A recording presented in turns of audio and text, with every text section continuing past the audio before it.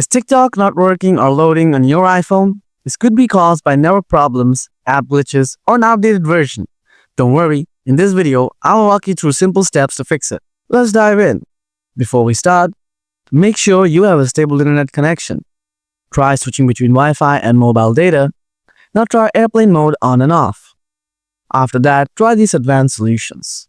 Solution 1. Clear TikTok cache. First, open up the settings, then tap on General. Next, tap on iPhone storage. Now scroll down and find the TikTok app. Next, tap on TikTok. Then tap Offload. And again, tap Offload. After that, tap Reinstall it.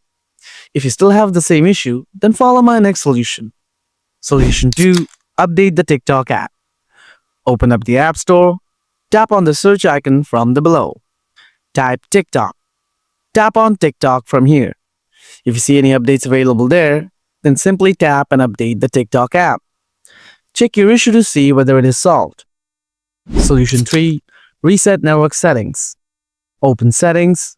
Tap General. Scroll down. Then tap Transfer or Reset iPhone. After that, tap Reset. Now tap Reset Network Settings.